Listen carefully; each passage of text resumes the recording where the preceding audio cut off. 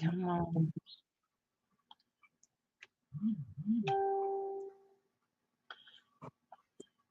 Okay, it says we are live. Hello and welcome. I am Lady Gwendolyn of Rowan Temple of Light. I am joined right now by Lord Martin, and he's going to be teaching the first class. Pagan Day of Prayer started in 2020, March 25th, 2020, and we've kept the same date every year. It's not just prayers and devotion, it's classes and education, which is something that is very important in the Rowan family. At all of our gatherings, there's a class of some sort. So education is key for us to keep things alive. So anyway,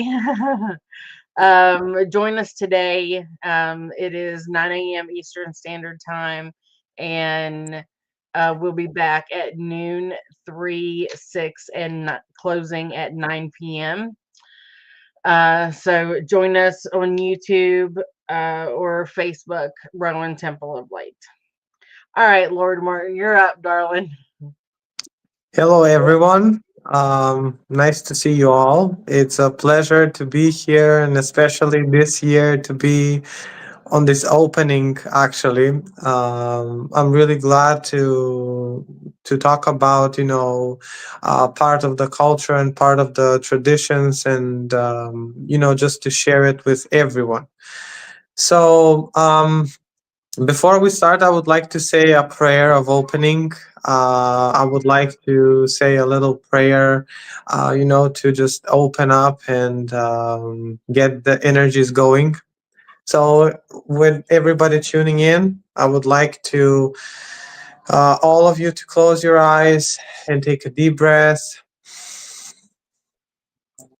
just to relax, just to tune into the energies. So, Almighty Gods, blissful Gods, I ask all of you that you join us today, that you bless us on this day. May you give us strength and power. May you be with us and protect us and guide us on this path. We ask the Lord Ares, the Lord of war and strength, to be with us, to lend his strength and power, to give us courage to overcome all obstacles and all problems. And may our prayers reach to all those who are in need of them. So mote it be. So mote it be. So, with that being said, I'm gonna go directly on why specifically I said to Lord Ares. So supposedly, in the ancient Macedonian calendar, there is a festival that falls today, which is called Xantika. It is in the month of Xantikos, which is the 6th month of the ancient Macedonian calendar. So the word Xanthos in ancient Macedonian, it means blonde. Supposedly, this festival was dedicated to Lord Ares, and it was a festival that was specifically celebrated in the army. So the army would celebrate this festival. It was a purification festival. So in today's, in this modern calendar, it will fall on the 25th of March. So they will celebrate the new beginning, the spring. I mean, if we see, it's kind of like the spring equinox that's celebrated just a few days later. So it would fall on the 25th.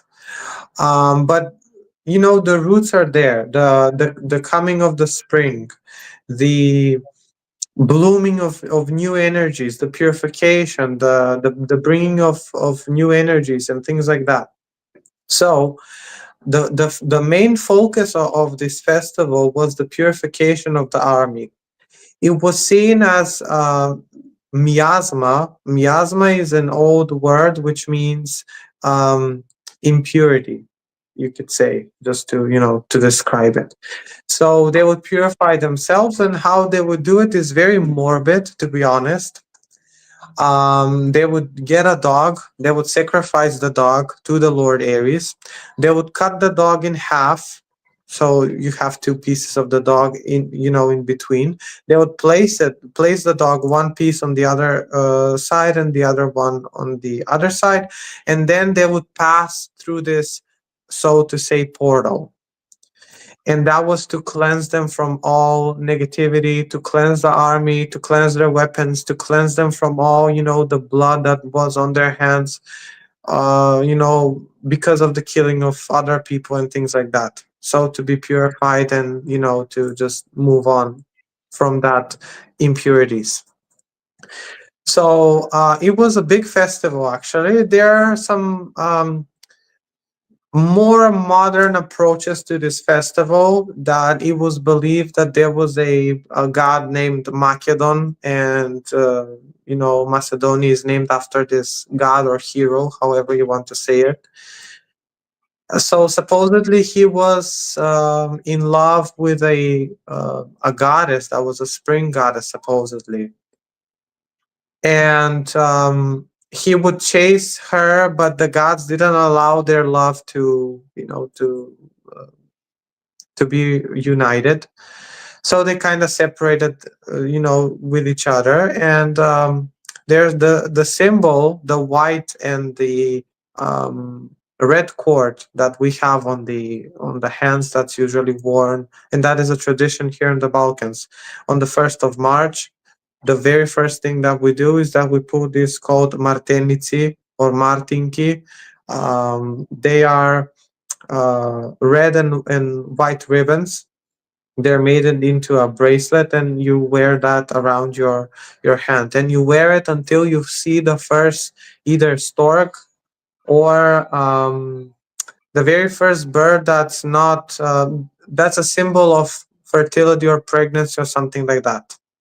And once you see, for example, a stork, you place it on a tree, you tie it on the tree, this thing with a wish. And that's a very pagan in tradition. And usually they say that these two colors were represented, the hero or the god Macedon, and this other mystical goddess that we don't know of the name.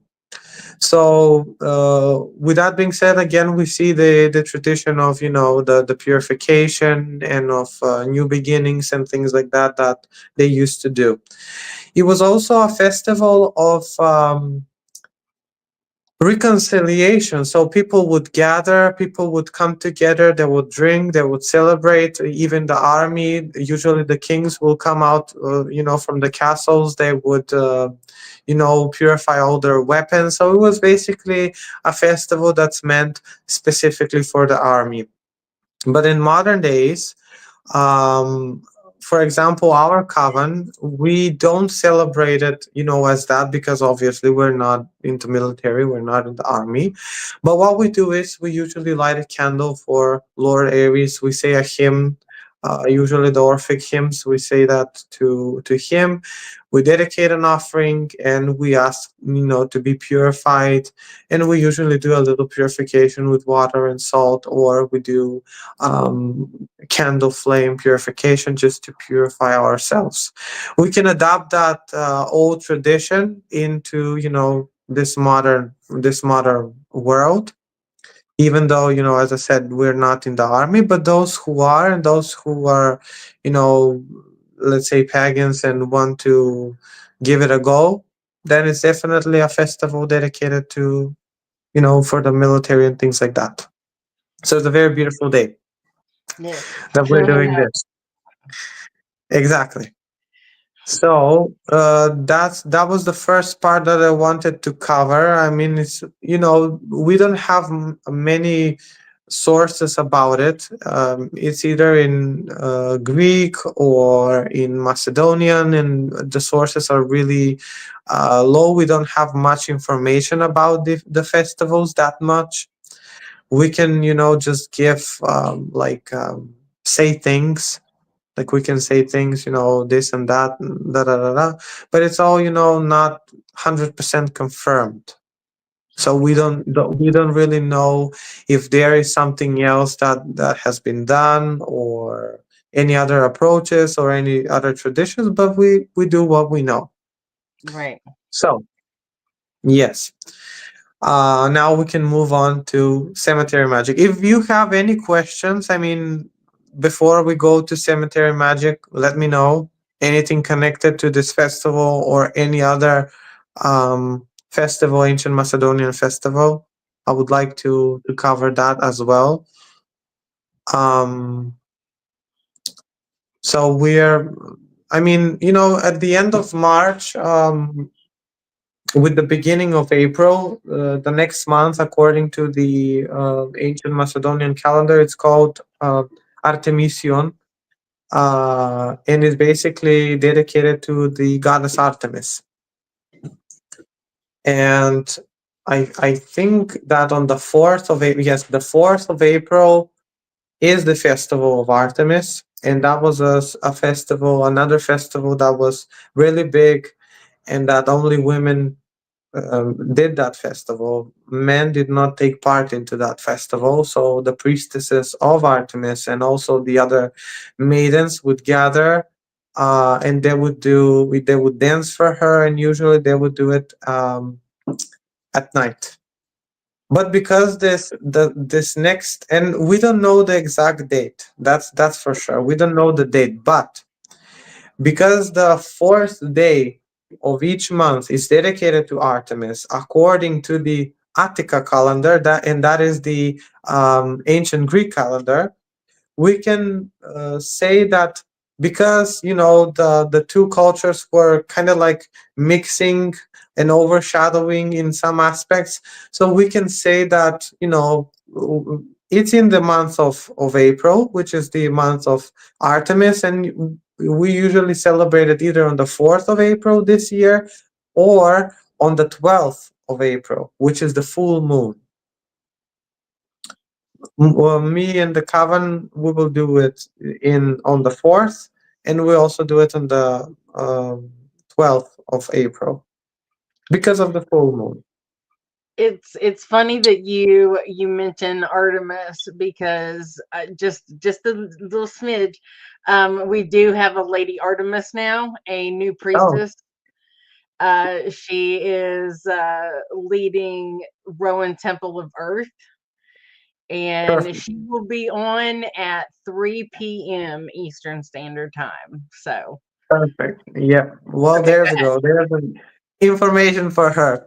ahead. Yes. Um, but yeah, that's what we are planning to do, and it's a really big festival, and they will do a lot of things, um, around that period, like with the hunting and doing dances for her and making a processions for the goddess. They would sing for her as well.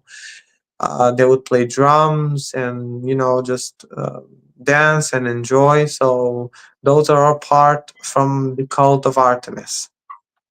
But yeah, so we're looking forward for that next month. But anyways, if there are no other questions about that part, we can go to the cemetery magic. Okay. Whew. Cemetery magic. Cemetery magic is my most favorite topic to talk about, and there's a lot to be said about this topic and the practices around it. But I will start from somewhere. So cemetery magic, I could say that is really important for all the Balkan witches. And why it's important? Well, it is important, especially those who are following the old traditions, and those who are practicing the ancient ways, so to say, um, because most of the workings that are done are usually done at the graveyards.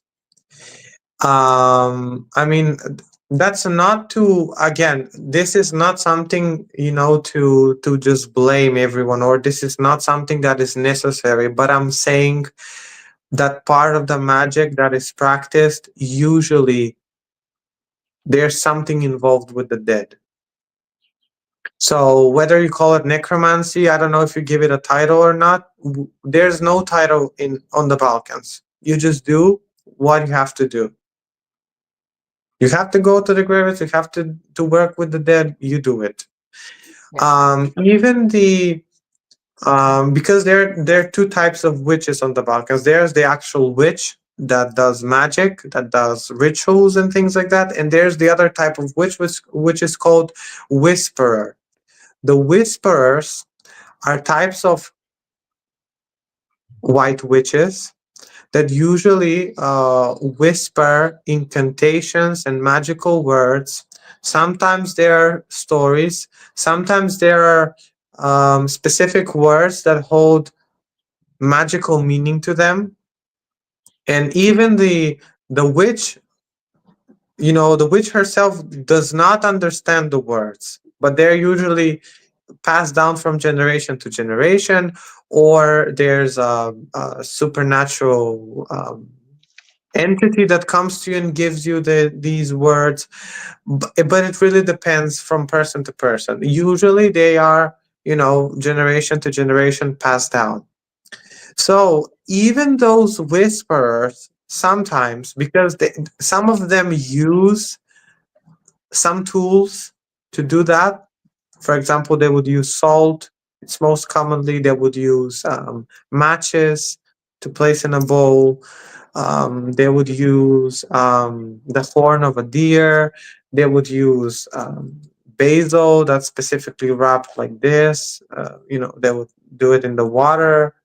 It all depends on the whisperer, to be honest, and how much um, they use the things and things like that. But my what I wanted to say is that even the so-called white witches sometimes use items that belong to the dead.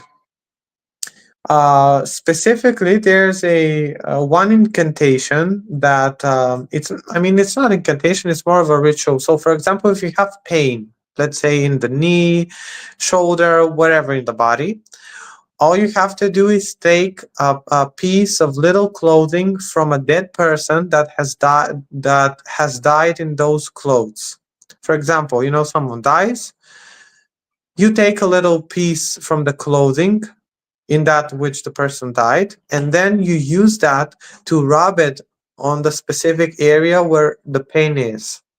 I don't know how it works, but it works. It works. Those whisperers do it.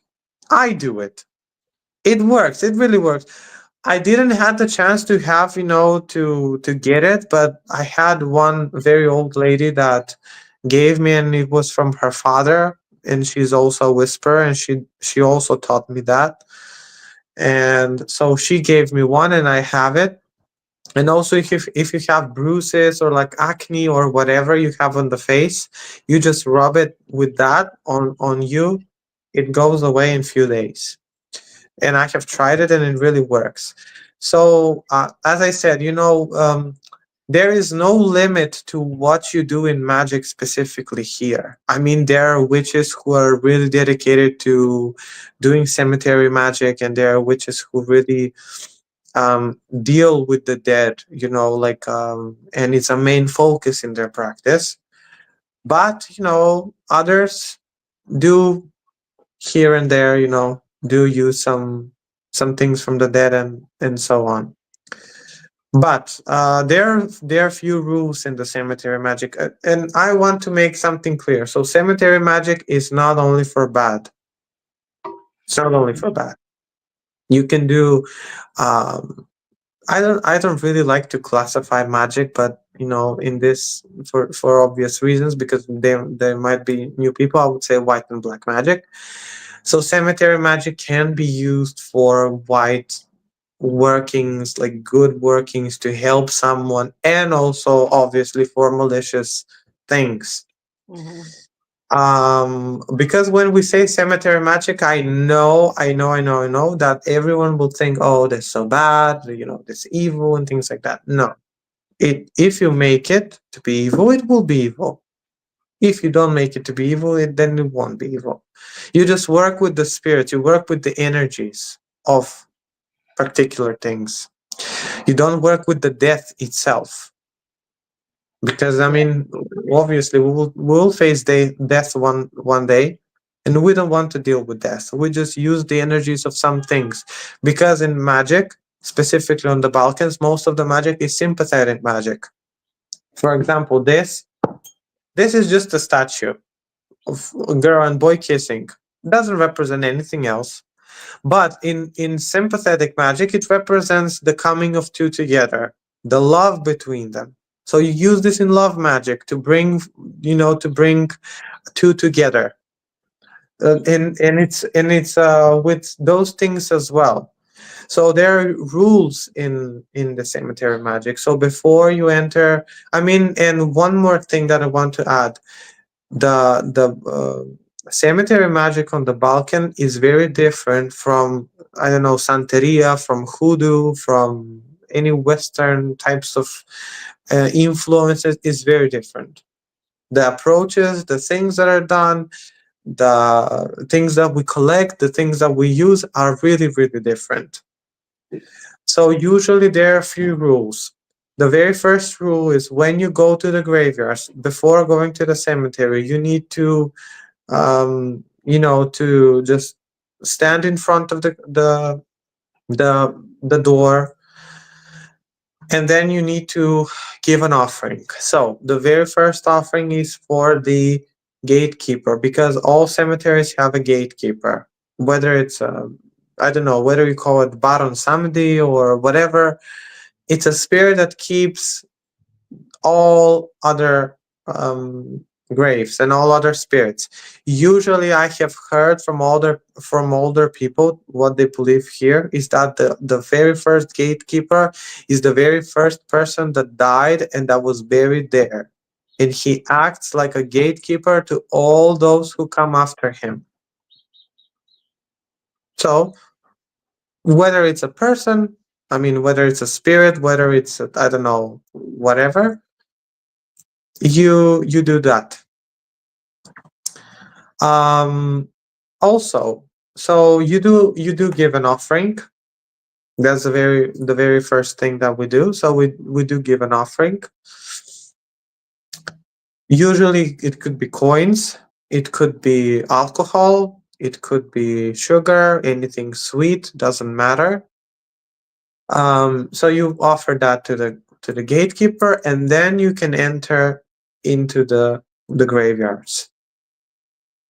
Once you're there, you need to state your intention or on why are you there? What do you need to accomplish? What do you need to do? Because even even if you don't say it, even if you feel it, the spirits will actually feel what you're trying to achieve and what you're trying to do and things like that. But it is better to just state your intention on what you want to do, because you're entering into someone else's domain. The cemetery is not for humans. The cemetery is, so to say, the world of the dead. That is where the spirits reside. That is where their bodies reside. It is not place for us. So if you're coming to vandalize or to do violence, know that there are consequences. But so you state your intention, you say what you want to do. For example, I don't know, you want to do healing, you want to find a spirit that will help you with healing, or to curse someone, or for love and things like that. And then you do what you need to do. What are some activities that you can do on these um, in this practice? So the very first one is collecting grave dirt, obviously.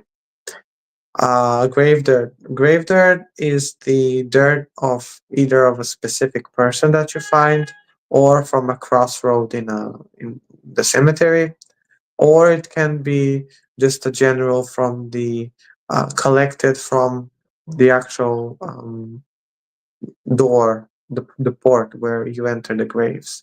It really depends, but I wouldn't suggest to those who are new to this to just go there and collect some dirt just because you want it, because it can be really dangerous and you don't know the actual spirit. You don't know the energy. So I would actually suggest this practice to those who are advanced, those who know what they're doing, and those who know how to handle different things. And one other thing that is important is that you don't take grave dirt from any grave. You need to actually find, there's something that's called an active and inactive grave. You need to find an active grave. Active graves are usually graves that attract animals to them, graves that is something like unnecessary thing that has been happening around the grave. Maybe there are flowers blooming that are not planted by anyone, but they just come up, or they attract a lot of animals, or you see that there are birds standing on the grave and there's no food or anything like that, or they're just a grave that speaks to you. Supposedly, all those graves are known as active graves, and those are the graves that have the energy that you can use for spell work. The inactive graves are those who don't have energies to them, and it will be useless to use the energies because they just don't have it. They won't give it actually. So the next step is when you decide whether it's an active or inactive grave, then you need to go to that grave. Now, one more thing that I need to mention that is really important. There is something that is called like I could say like a violent grave, so to say. Those are the graves of specific persons that died that had either violent death or it was not their time to die, but they were, I don't know, like murdered or killed or whatever by someone. So usually those graves are either cracked, like you could see the actual tombstone is cracked, or there's like crackings in the grave, or maybe there will be a tree there and it will be cracked, like either like thunder hit it or just cracks. You don't want to mess with those graves. Those graves hold it. It usually shows a sign that the spirit is angry with something, and the spirit should be left alone. No offerings, no anything. Just let the spirit be. Do not like, I don't know. Do not mess with that grave. Do not touch it. Do not go near it. Don't do anything to it, because usually it is really bad to do something like that, and you could really like harm yourself by messing with things like that. So it is better, to just look out for many things, and be careful with what you're doing. So after you have determined which grave you want to work with, and you need to just go to that grave and then ask the spirit if the spirit wants to work with you, if the spirit wants to help you. It really depends on the spirit as well. But you need to be, as I said, you need to be advanced because you need to know spirit communication. If you're not sure if you can do spirit communication, then it's better to have like either a pendulum, tarot cards, whatever divination tools. I have a specific pendulum that I used to work with, but I don't have it now to show you. And it's with cow's tooth. So I don't have it at the moment, but that is something that I have been using when I first started. Um, so when you have the divination tool and then you ask the spirit if they want to work with you or not, And if they agree to work with you, then you take the dirt from it. But when you take it, you need to give an offering as a sort of payment. You need to pay the spirit. You need to give payment. You need to pay the spirit for the favor that they're doing for you. So give an offering. I don't know. It can be wine. It can be coins. It can be um, piece of, I don't know, new clothing or flowers. I don't know, whatever. Coffee. You do you. But you need to pay the spirit for the assistance. You take the grave dirt.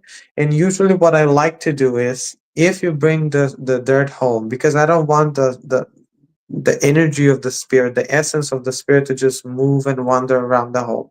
So what I would do is, imagine that this is the jar with the dirt.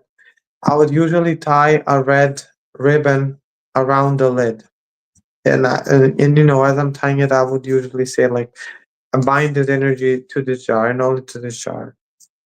Uh, Not to wander around, not to cause problems or anything like that. Because I don't want the spirit to just go around and do things that is not supposed to do. Because if you bring the spirit home and then, you know, you basically open your door to that spirit.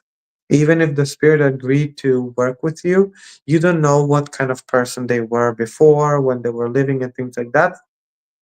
So it's better to just, you know, do something like that. I mean, I don't know if other people do it, but I do it, and I have found that that way is really better, and it's safe for me and for everyone in the house, you know, not to get harmed.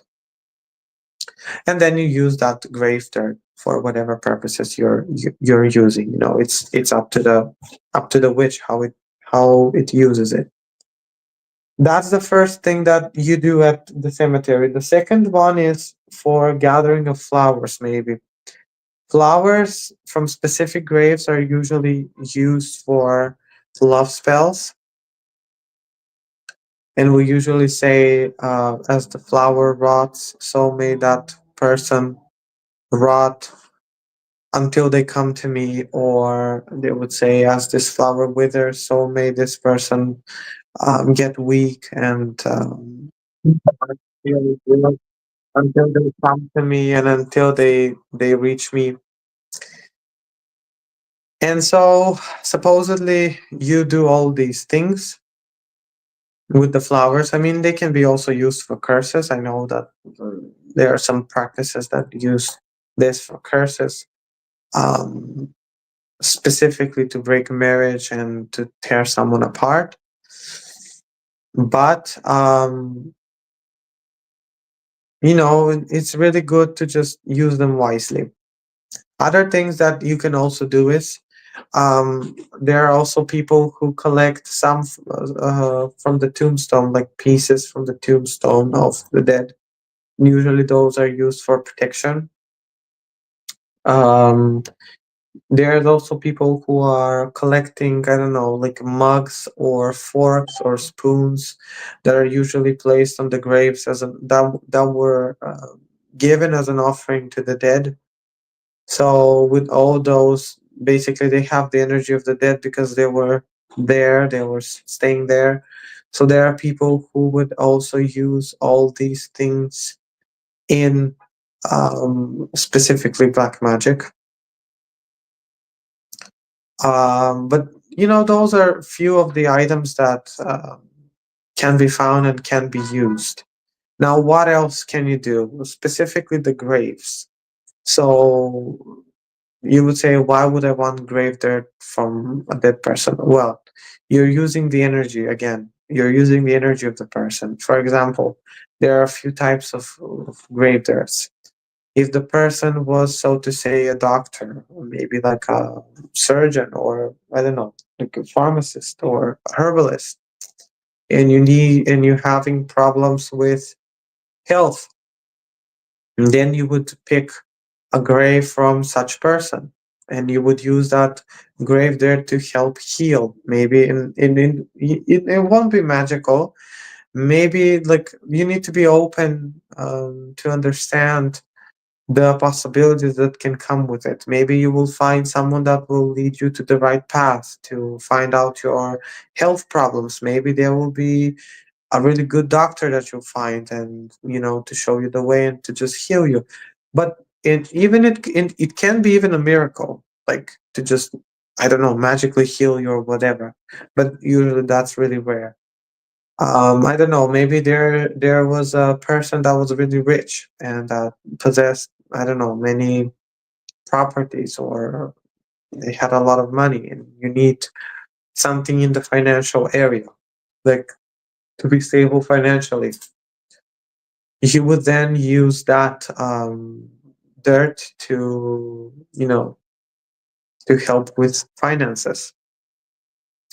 Graves of husband and wife that are buried together, on those graves specifically, you do spells for either love or to break marriage. In love cases, you would use it, as the two are together. So may these two be together, or as one of them was separated from the other because of death. So may this and that person be separated. So you use those energies actually to direct towards someone, or whatever. Or you would use that couple's energy for a reconciliation or getting back together, or to just that person to die from love for you, to just be dying to see you, to just be dying to have you and to be with you. So it's all, again, the energies. You're not actually um, using the, I don't know, the dirt or whatever. You're just using the energies that's present there, um, and you direct it towards someone or something. And it's always wise to bring offerings up, either if you work on the actual grave or if you take something, always put an offering there. And again, also with this love spells that I said, either the breakup ones or the reconciliation of the love spells, it's really good to ask the spirits if they want to help with that case or not, because there are some spirits that just do not want to help you, and they don't want to take part in anything. They just want to be left alone. It really depends on the spirit. There are other things that can be done also. This is just like the general part.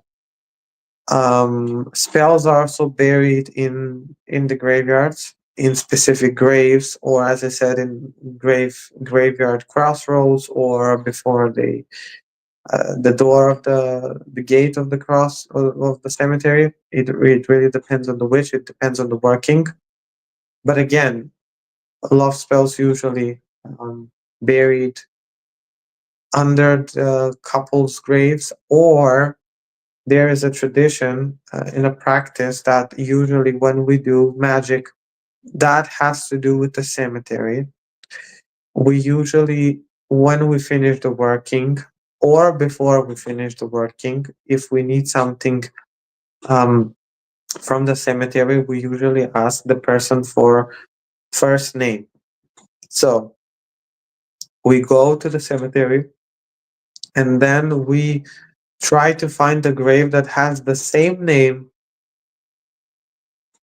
with the living person, with the person that we're working with. So, for example, I don't know, maybe there's a person, John, that comes to me, and I don't know, he asks me for healing. Then I would go to the graveyards and find someone, John, who is dead, obviously. And then I would work with that grave. I would, do a divination and see if I get a green light, then I would work with that grave. So usually the spells are buried there, or things are taken from there, and then they're used, in further workings. Also with love spells, as I mentioned, either it's under couples graves, or under the name of the person that we're working with. There are some really morbid things that are done by some witches on the graves. Specifically, they would, like, I don't know, put pins on the grave and torture the dead, torture the spirits, and direct them towards that specific person. It really depends. But I would never suggest that, and I would never suggest doing that, because that is really like dangerous and not really respectful, because you're asking the spirit for a favor, and then the spirit does not, you just torture it and do whatever you need to do, and then you expect for it to help. I mean, they will, because they're under pressure, but it's not really good, because other spirits will see that, and next time when you need help, they won't help you. Right. So there are other things that are also done.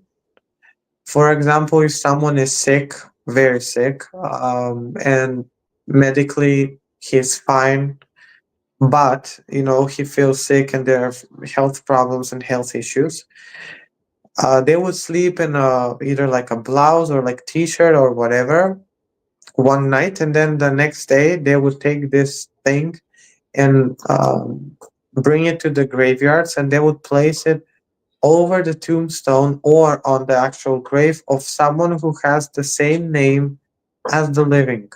So, for example, if again we will give the example of John. So, if a John comes to me and is very sick, the next day I take that T-shirt or whatever and I place it on a grave that has John buried there. And usually I would leave it there or like bury it there, and that's called transferring of illnesses, or the transferring of sickness. Basically, you're transferring all the nastiness, I don't know, the negative energy, the curses, or whatever is causing the health problems to the dead John. So like everything that's supposed to happen to that person, we transfer it to the dead, and we're like, we don't need it. And usually what needs to be done is, you place it there, you give offerings, and you leave it there forever. You need to leave it to rot. Some people like to bury it because some graves have securities, like actual people, not spirits. Even though they have spirits, but they have an actual security, and they would come, and if they see things that are put on the grave, they would take it and throw it away, and with that the magic is over. So there are a few witches, I mean, they can put underwear, socks, something that has been worn for one night. It doesn't matter what, and it really works. Other things that are also done, is also they would take flowers from the graves, um like an actual flowers. They would usually wait the funeral to finish, or they would go to a grave that has fresh flowers. They would pick them up, and then they would bring them home, and with a picture of the person, they would place the flowers on top of it. They would say incantations like, as these flowers rot, may the person rot until they come to me. May they, I don't know, wither as these flowers wither, and things like that, things of that nature. Usually those are love spells or come back to me spells. There are other traditions that also, they would place coins on the graves. They would leave the coins for 9 nights, and on the 10th day they would return back, take those coins, buy a sweet, something sweet with those coins, and they would give it as a gift to the person that they love. That is usually done um to bring someone, or to make someone more sweet, or to bind them. That's basically an actual love binding spell. And these are all, I could say, in the white magic that I said so forth. Now we're gonna go into the darker aspects of it. My favorite thing. Usually, the thing that I mentioned with the socks and the blouse and the t-shirt or whatever, If you want to, I don't know, curse someone, make someone sick, I don't know, whatever, you take the actual thing of the person. It can be nail clippings, can be hair, can be whatever. You take it to the actual grave of the person that has the same name of your enemy, and you bury it there. And you say, as this corpse was rotting, so may this person rot. As this dead person does not have a future, so may this, I don't know, the name of the person, not to have a future. And you say those curse words. I guarantee that in few days the person will start going sick, they will feel bad, they cannot eat, they cannot drink, they cannot walk. It's basically binding the actual spirit to the actual person. I mean, to your enemy. And that's not new.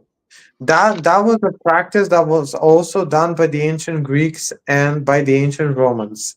The so-called curse tablets were usually buried in such places to for the spirit to attach themselves to that person and to feed off of from that energy, because the dead are so desperately to come back again, to reincarnate. And it's usually not advised for any pregnant woman to wander around funerals or around the graves, because what we believe here is that the actual baby, even if it's in the 9 months, even if it's before delivery, the baby gets the actual soul the moment that it cries. So usually what we believe is that the ancestors are reincarnated over and over and over and over in the family through these pregnancies. But going pregnant around the graveyards and wandering can very easily attract spirit that wants to be reincarnated and to just get up, like to get inside the baby.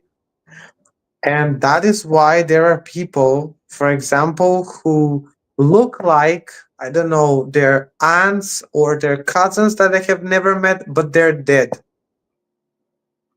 And usually in 100% of cases, when you talk to them, usually they went to their funeral, or I don't know, they did something that was not meant to be done, and now they have the actual kid that resembles them, not physically, but the characters, the the abilities that they possess, the things that they do. It looks like I don't know, and also there are like even children who don't really inhabit the characteristics of their parents. Like they're totally different, and the parents are like, "Why is this happening?" Well, it is because it's a random spirit that got there, and it could be like a violent spirit. You don't know. Like the graves are full of people, different. All these fingers are not the same, and so are the spirits not all the same. You have evil ones, you have bad ones, you have neutral ones. You They have different intentions, but it's usually advised not to go because of those reasons, because of those attachments. And it's usually advised for all those who work at the graves to cover their head, like a veil or whatever, or a hood or whatever. It's just to protect the actual head, because we believe that on the neck, behind the neck, that there is a portal from which spirits enter, and that is why when we pray, we do it like that, or with that. We just do that with the head. Why? Because we're getting the energy from the universe that comes through here, and it's a very natural thing to do. Like when we get into prayer, we just do this with the head, and nobody knows why we do that. Yeah. And it's because our our body reacts to that. It just knows what it's supposed to do. And that's why we just bow and then we say the prayer. It's like opening. And even the saints, for example, I would say this, the halos that they have around it, where do they have it? Around here. And nobody knows why. It's not art. It's not anything like that. It's an actual thing. It's an actual proof of this portal that we have from where we absorb energies. That is the biggest place where energies can come in, and usually all the possessions also happen through here. They don't happen, I don't know, from the mouth or whatever. They just happen from the behind of the back. And that is why in many religions women are advised to cover their heads, or actual occultist would wear a hood. And if you ask the occultist, why do you wear a hood, they don't know. They'll say, I don't know. You need to wear it, but why? There must be a reason why. And that is the actual reason. It's not to get possessed, not to get attachment, to protect yourself and to protect your energy. And so it's really advised when you go up there, when you mess with, I don't know, whatever, even if it's in your house, even if you know that you're messing with a, I don't know, negative entity, or you go do a house cleansing or whatever, you need to cover that area. It's really important. And the witch's hat, one of the reasons for the witch's hat can be that as well. You're protecting the head. And that is why the witch's hat has this circle around it, is to protect it. It's not only the, I don't know, the cone of power, I don't know what. It's all, that is all new age things. But we are going more deeper than that. The meaning is, it's really deeper than that. And so um usually with bearing things from the alive, in I mean from the enemies and things like that into the grave, that is a really big curse. There are also people who would place water on the graves in a bottle. They would wait it, I don't know, for like 9 days, and then they would take that water and put it in the drinks of the person, or they would bury the water, and that is called corpse water or dead water. And that water has really dead and nasty energies infused in it, and depends on how you want to use it, you can use it. But and it's really something really powerful. And also that dead water, corpse water, can also be used for cleansing or getting rid of attachments, banishment of people and things like that. It's like to put death and an end to things, and that is the main purpose of it. So there are other things that can be done as well. Usually, also you can like there are people who actually pay like I don't know, things from there. They would take rings or clothing or whatever. They would use that, but that is really not so often. Other things that can be done is they would bury pictures, or they would go to a funeral and secretly place a picture of the enemy in the casket, or they would actually place it in a hole where the dead will be buried. And again, the energies of rotting and the energies of dissipating and things like that are also connected with that. And it's really, actually, it's really powerful workings, but it, again, as I said, it really depends on the intention of the witch, and what they do and how they do it. Again, as I said, it's not a major thing, but it's really common that that when you visit a witch, or you visit I don't know, sorcerer, whisperer, that they would, I don't know, advise that they would do this magic for you, and they would advise you to, I don't know, to throw it at the graveyards, or to do something with the dead, or to get something from the dead to bring it to them, or they would actually, ask you like, I don't know, to give you something, and they would work with it.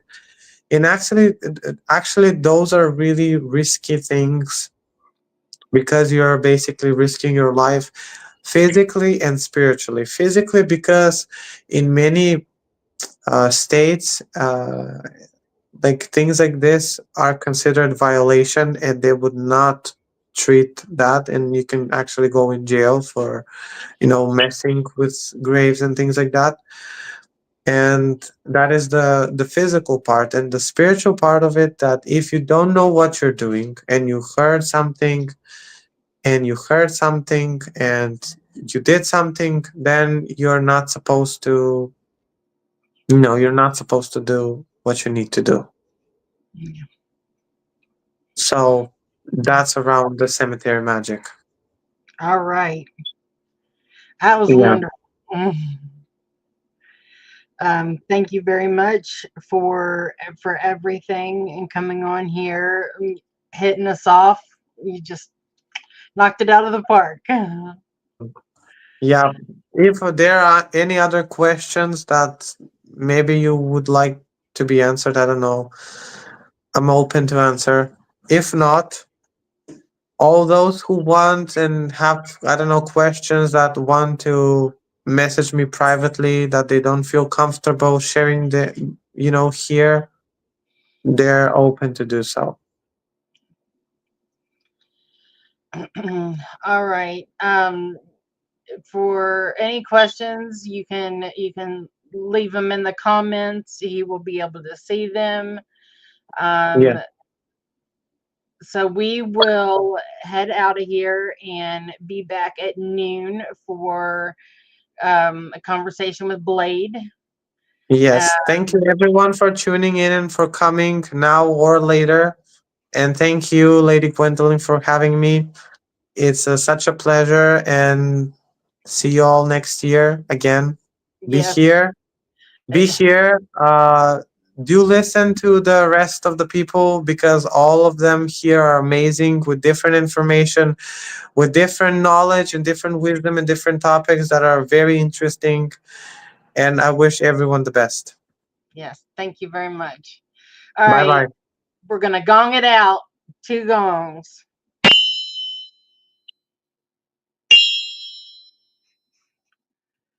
See you at noon.